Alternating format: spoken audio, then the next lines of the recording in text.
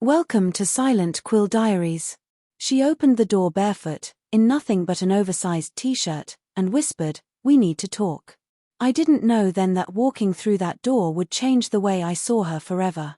It was early September when Ethan Walker drove back into Fairview, South Carolina. College had just started, but nothing about dorm life felt like home. The noise, the chaos, the strangers, it was too much, too soon. Maybe that's why he left campus without telling anyone, his car eating up miles of country road until he pulled into the familiar neighborhood where he'd grown up. Or maybe it wasn't the noise at all.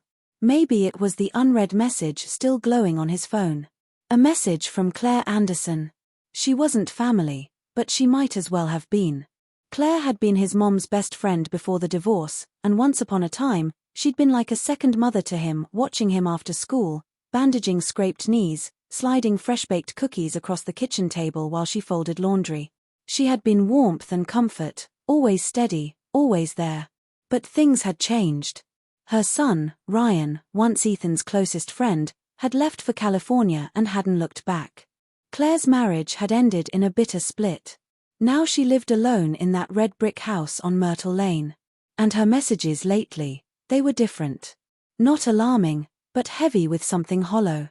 "You doing okay? If you're in town, stop by. I could use a friend." That was all it had taken.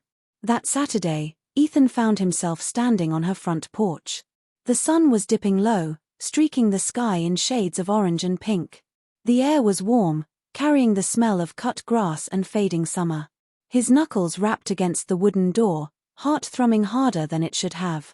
The door creaked open.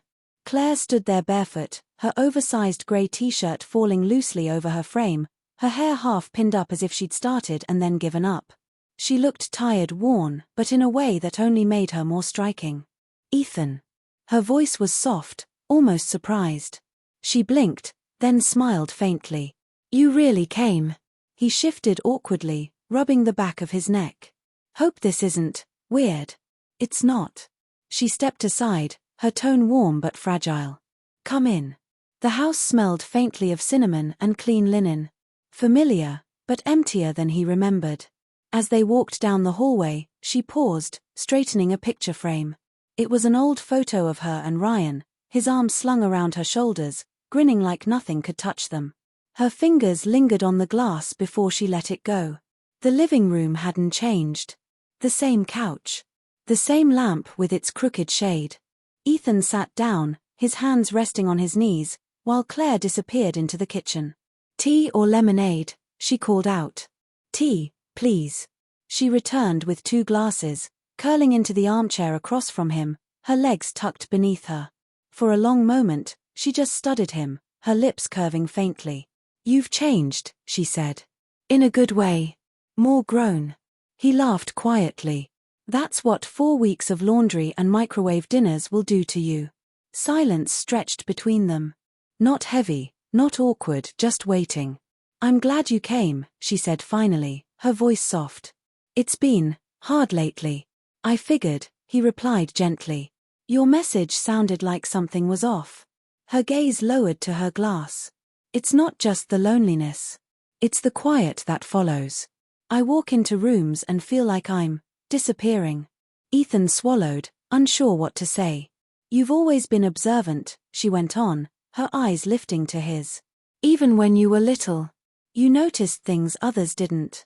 The honesty in her voice struck him, made her feel at once familiar and unfamiliar. Not just Ryan's mom.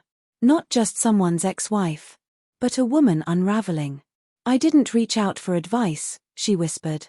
"I just wanted someone who doesn't see me as a mess." "I don't," he said simply. Her breath shuddered as she let it out, blinking quickly as though holding something back. "Thank you." The room grew quiet again, the only sound the faint clink of ice against their glasses. Ethan's eyes flicked toward Ryan's old room at the end of the hall. The door was half open, the posters still on the wall, the guitar case leaning against the dresser. Like a life frozen in place.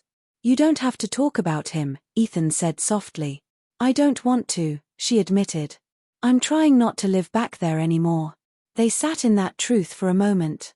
Then her voice dropped. "I started therapy. But she just nods and writes. I don't want to be studied. I want to be heard. You are, Ethan said firmly. Right now. She looked at him then, as though testing if he meant it. A ghost of a smile tugged at her lips. I remember when you and Ryan built that ridiculous tree fort. You held it together with duct tape and hope. It nearly collapsed. He chuckled. It lasted 2 summers. You were always steadier than him, she murmured. Her fingers trembled slightly around the glass. Her next words came softer, almost breaking. I think what I'm really trying to say is, I miss being seen. I miss being something to someone. Ethan's throat tightened. He leaned forward, his voice low but certain. You're not invisible, Claire. For a moment, neither of them moved. Then she stood, slowly, walking to the window where sunlight filtered through, streaking her skin in gold. Her shoulders lifted as she asked, Do you think people deserve a reset? Yes. His answer came without hesitation. Sometimes all we need is someone to remind us we can start again. She turned to face him, eyes softer now. I'm tired of waiting for that moment. He rose and crossed the space to stand beside her at the window. You're already in it, he said. Her lips parted slightly, as though words had caught there and refused to come. She smiled faintly. You coming here? This meant more than you know. You don't have to carry it alone, Ethan whispered. The air between them felt charged, heavy with something unspoken. He didn't touch her, but he didn't need to. The closeness alone was enough to send a current through him. A knock of wind rattled the windowpane, breaking the moment. Claire exhaled, almost reluctantly stepping back. She slipped into a cardigan, wrapping it loosely around herself as she walked him toward the door. You used to come here after school, she said softly. When you were upset. I'd make sandwiches and tell you it would all be okay. He smiled. You were right. Her eyes glistened faintly. I still am. On the porch, the air was cooler, the day fading into night. Ethan hesitated, his hand on the railing. I'll come back soon, he promised. I'd like that, she whispered. The door closed gently behind him. And for the first time in a long while, Ethan realized he wasn't just visiting an old neighbor.